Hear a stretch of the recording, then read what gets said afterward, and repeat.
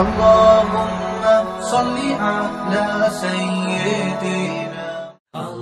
اسی لیے قرآن میں اللہ فرماتے ہیں فَفِرُّوا إِلَى اللَّهِ، اللہ کی طرف دوڑو، اللہ کی طرف دوڑو. رخ اپنا ادھر کو رکھو، ادھر کو. اس دوڑ میں اگر لڑکتے پھڑکتے بھی پہنچ گئے اللہ قبول کر لے گا. لیکن آج مسلمان اللہ کی طرف دوڑ نہیں رہا، اس کا زاویہ دنیا کی طرف ہو گیا ہے. وہ گناہوں کی دلدل میں پھنستا چلا جا رہا ہے، وہ ادھر آنے کی کوشش ہی نہیں کر رہا. جو زانی ہے اس نے تہیہ کر لیا کہ میں زانی ہی رہوں گا. جو شرابی ہے اس نے تہیہ کر لیا کہ میں شراب پیتا رہوں گا.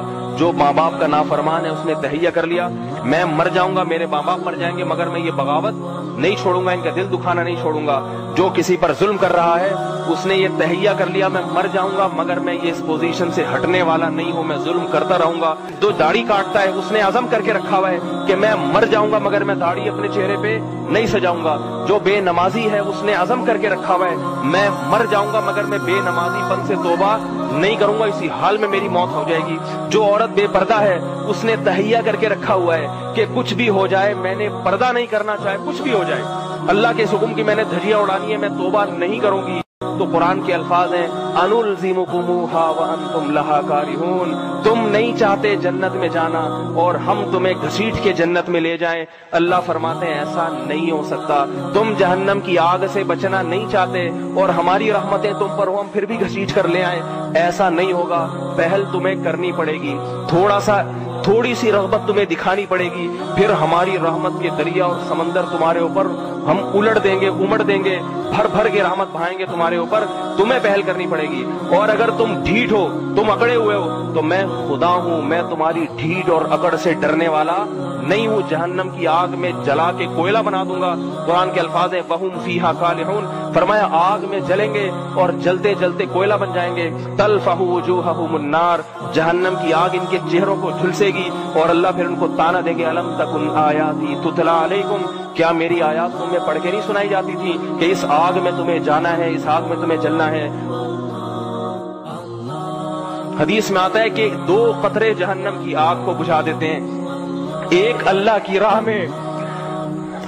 میں جان دینے والا، اللہ کی راہ میں جان دینے والا، خون دینے والا، جس کے خون کا قطرہ زمین پہ گرتا ہے، فرمائے وہ خون کا قطرہ جہنم کی بھڑکتی ہوئی آگ کو بجھا دیتا ہے. اور ایک اس گناہگار کی آنکھ سے نکلا ہوا قطرہ جو اللہ کے خوف سے اللہ کے سامنے 2 آنسو بہاتا ہے. 2 کیا بات ہے کہ اے اللہ معاف کر دے، مجھ سے بڑی غلطی ہوئی، تیرا کھا کے، تیرا پی کے، تیری نعمتوں کے سمندر میں ڈوب کے میں نے زنا کیا، تجھے ناراض کیا. قرآن میں آتا ہے ان الذین ینادون لمقت اللہ اکبر من مقتکم انفسکم، جب اہل جہنم میں جلیں گے تو، اور بعض روایات میں آتا ہے غصے میں اپنی انگلیاں اپنے منہ میں چبائیں گے. غصے میں، غصہ کس پر ہوگا؟ اپنے آپ پر، کہ ہمیں کیا ہو گیا تھا، ہم نے کیوں توبہ نہیں کی. تو اللہ ان سے کہیں گے کہ تمہیں آج اپنے اوپر جتنا غصہ ہے، جب تمہیں ہمارے احکام کی طرف بلایا جاتا تھا، حی علی الصلاۃ کی ندا لگتی تھی، آؤ نماز کی طرف. یہ ندا مؤذن تو دیتا ہے مگر کس کی حکم پہ دیتا ہے؟ اللہ کے. یہ آواز مؤذن کی نہیں ہوتی، حقیقت میں کس کی آواز ہوتی ہے؟ ہر نماز میں حی علی الصلاۃ آ جاؤ، حی علی الفلاح آ جاؤ. پہلے اللہ اپنی عظمت اللہ اکبر، سب سے بڑا میں ہوں، دیکھ لو، دکان بڑی نہیں ہے، بیوی بڑی نہیں ہے، ماں باپ بڑے نہیں ہیں، یہ بڑے ہیں مگر ان سب سے بڑا کون ہے؟ میں ہوں. میں بار بار ہر نماز میں ڈیوٹی لگا دی اللہ نے مؤذن کی. تو اس کے باوجود بھی جب تم نہیں آتے تھے تو اللہ فرماتے ہیں ہمیں تم پر اس سے بھی زیادہ غصہ آتا تھا جتنا تمہیں آج اپنے اوپر آ رہا ہے. سمجھ میں آ رہی بات؟ جرم تو صرف ایک نماز چھوڑ دینے کا ہے نا، لیکن غضب کس کو دلا رہے ہو؟ خدا کو، جس نے بنایا کھلایا. یہ نیند بھی اسی نے دی جو خراٹے لے کے سو رہا ہے نا، اور فجر میں اٹھتا ہوا کہتا ہے مجھے بڑی سخت نیند آ رہی ہے. تو یہ نیند کی نعمت کس نے دی؟ وَجَعَلْنَا نَوْمَكُمْ سُبَاتًا، فرمائے ہم نے تمہاری نیند کو ایسا بنایا کہ دنیا سے تمہارا رشتہ کاٹ دیتی ہے اور پرسکون ہو جاتے ہو تم. یہ تو ہم نے کیا ہے، ہم تم سے یہ نیند کی نعمت چھین بھی تو سکتے ہیں.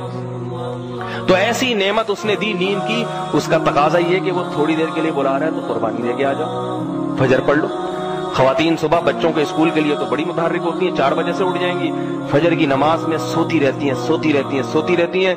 जो पक्की नमाजी हैं वो फिर आखिर में 2-3 मिनट पहले उठ के हुड़ करके 2 फर्ज पढ़ लिया, नहीं पढ़े कज़ा हो गई। और जो कच्ची नमाजी हैं वो फिर वो भी छोड़ देती हैं। लेकिन स्कूल की टाइमिंग देखो, जैसी वैन आने वाली होती है सब पहले से नाश्ता बना के, टिफिन, बच्चे के कपड़े भी इस्त्री, उसमें कोई ये नहीं कहता कि एक्चुअली रात को जरा देर हो गई थी सोने में। जब से बालिग हुए आजान सुनते चले आ रहे हैं, अल्लाह मोहलत दे रहे हैं, अब तौबा कर लेगा।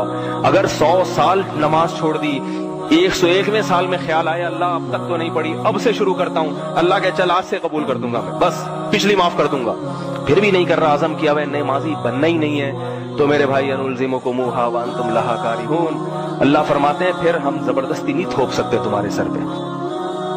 इसलिए मेरे भाई अपनी जान पर हम सबको रहम करना चाहिए। कभी गुनाह हो जाए तो गिड़गिड़ा के तौबा करो। एक आंसू जहन्नम की आग को ठंडा कर देता है। एक आंसू इसलिए नहीं निकलते हमारे।